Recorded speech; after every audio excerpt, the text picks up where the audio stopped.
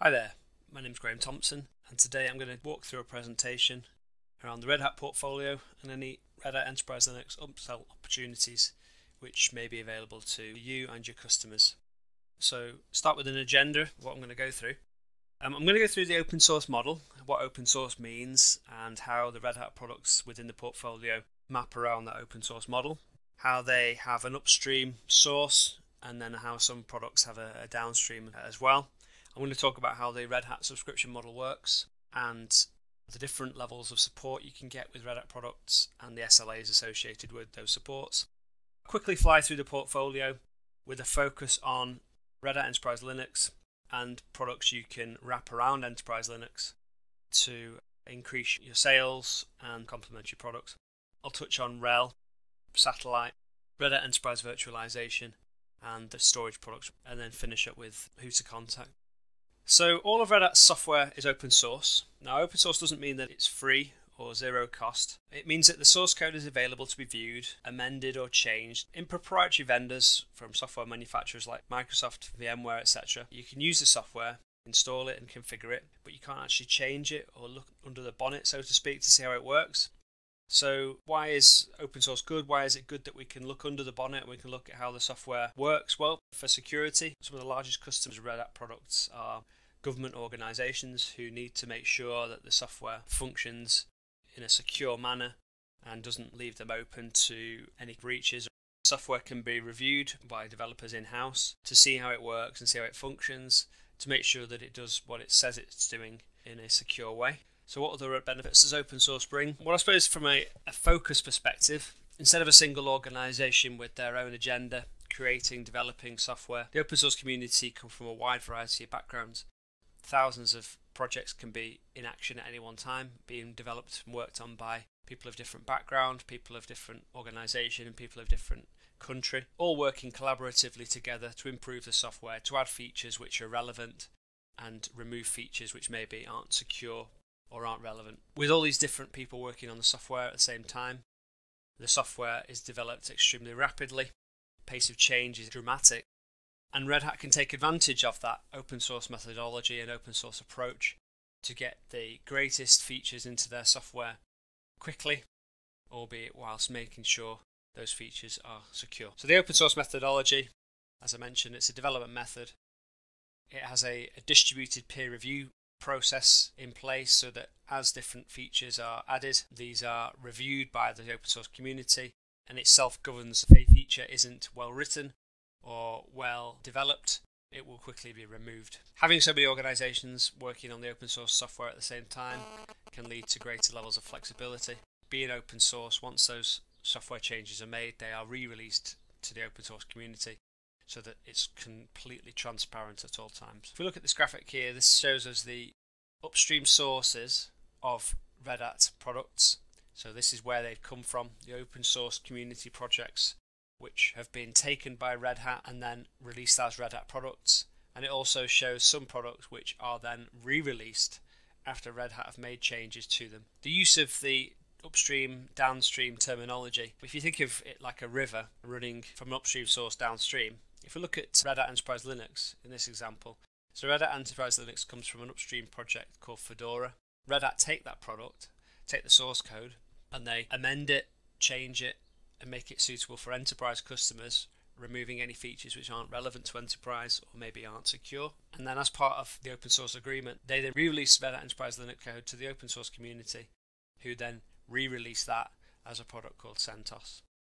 So CentOS is born of Red Hat Enterprise Linux, which in turn is born of Fedora. So all Red Hat products follow what's called a subscription model. You don't buy licenses with Red Hat, you buy subscriptions. So the subscription provides you with a number of different things. You get access to patches, updates, fixes and support for the software you've purchased. You get access to the Red Hat portal where you can log in and get access to knowledge bases, product documentation, or your subscription information.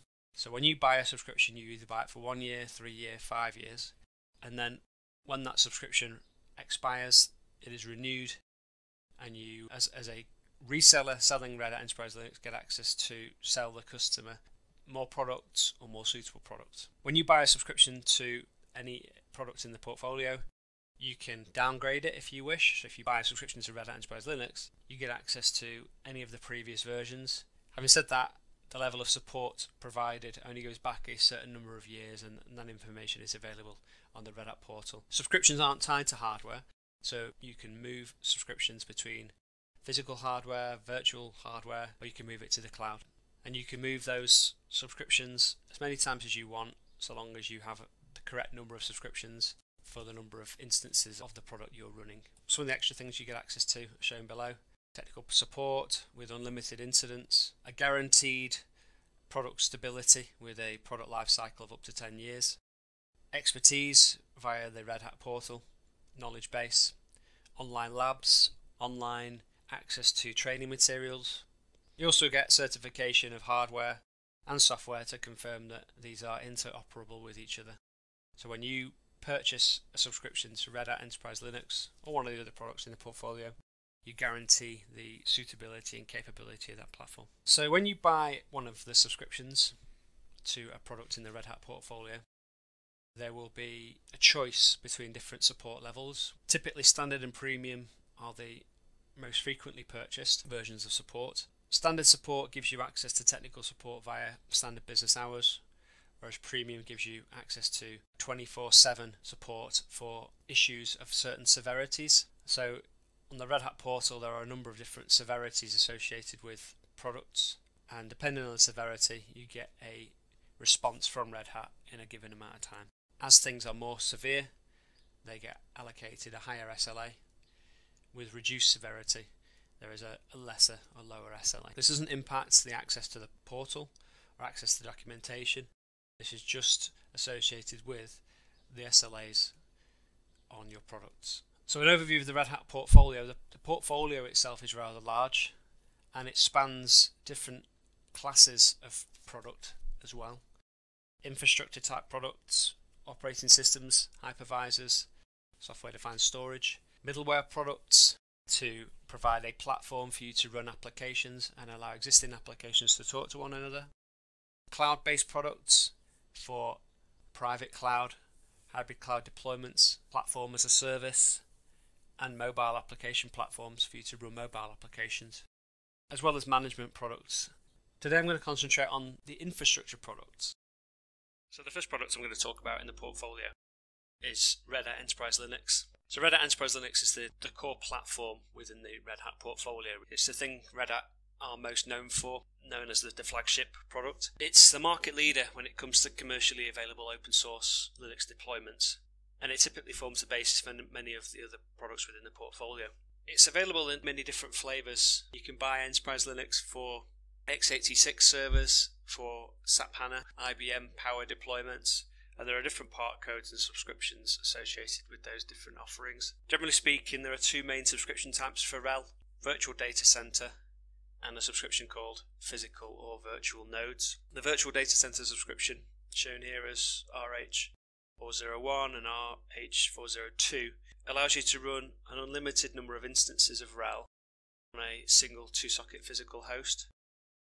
So typically this would be many instances of RHEL running on a hypervisor. So this could be VMware, this could be Microsoft, or this could be Red Hat Enterprise Virtualization. So this can become much more cost effective than buying individual subscriptions to Red Hat Enterprise Linux. Usually when you get to around 6 instances of Red Hat Enterprise Linux per physical host, Virtual Data Center becomes a comparably priced but a much simpler to manage solution. The two variants of RHEL for Virtual Data Center reflect the different support options available, whether a customer chooses standard or premium support.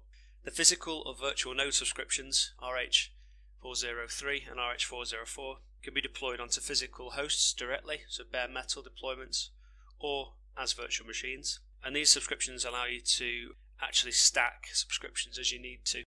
So say you had a hypervisor running 4 instances of RHEL, you can buy 2 subscriptions to RH403 or RH404 and stack them together. The cool thing about these physical or virtual node subscriptions is that they allow you to run 2 virtual instances of RHEL per subscription. So when a customer comes up to a renewal, this is a good way of improving the value or showing them value in their estate. Instead of purchasing many stackable subscriptions and loading them up on a host, you can sell them a single data center subscription, which may save them money. Or if they're expecting to grow, it's a good way of buying a subscription now and then not having to worry about subscriptions for a period of time moving forward. So once you've got Red Hat Enterprise Linux running, it's a good idea to think about how you would manage those instances of RHEL. And there's a product in the portfolio called Red Hat Satellite, which will help you with that. So Red Hat Satellite provides lifecycle management for Red Hat products, and that means it can be almost a proxy for patches, software fixes, and updates.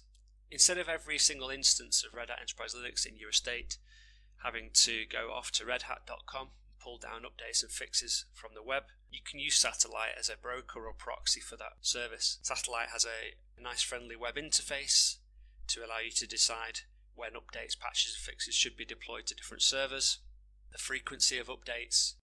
You can separate your production and development environments accordingly to make sure you've got the level of service continuity and protection you need. In addition to managing updates, patches and fixes, Red Hat Satellite can also be used for bare metal deployment of your servers and as an area to manage your subscriptions. As I mentioned, Red Hat Satellite is managed by a simple to use web interface, and you can quite easily see where your systems are currently at, whether subscriptions are about to expire, what configuration files systems are using, if systems have updated or not, so you can go around and audit your existing systems. So for customers who have deployments of RHEL, we would recommend that if you have more than 10 instances of Red Hat Enterprise Linux running, you should look at Red Hat Satellite. It really will simplify the management process for you. So Satellite itself is an application, runs on top of Red Hat Enterprise Linux. Each instance of RHEL Satellite manages requires an add-on subscription called Smart Management and allows RHEL instances in your estate to be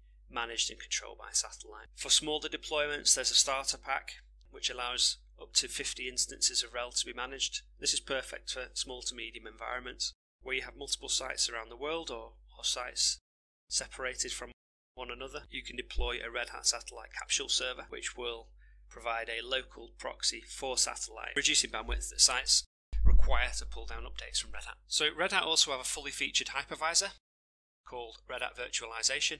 It used to be called Red Hat Enterprise Virtualization, but last year they dropped the Enterprise bit. It's a true Type 1 hypervisor, so you deploy it as an operating system directly onto bare metal. It's high performant, supports many enterprise class features that we come to expect these days in hypervisors, such as live migration and high availability. And it can also be used for virtual desktop infrastructure. It's fully featured web interface to manage infrastructure, very similar to other hypervisors. You can drag and drop virtual machines between hosts without downtime. For environments looking to deploy Red Hat Virtualization, there are subscriptions which can be purchased, which allow you to deploy unlimited numbers of Red Hat Enterprise Linux servers or instances on top of Red Hat Virtualization, and these can be quite cost effective. So if you've got any customers running test and dev environments or environments predominantly running Red Hat Enterprise Linux, it's a good idea to look at Red Hat Virtualization, as compared to other vendors there are major cost savings to be had.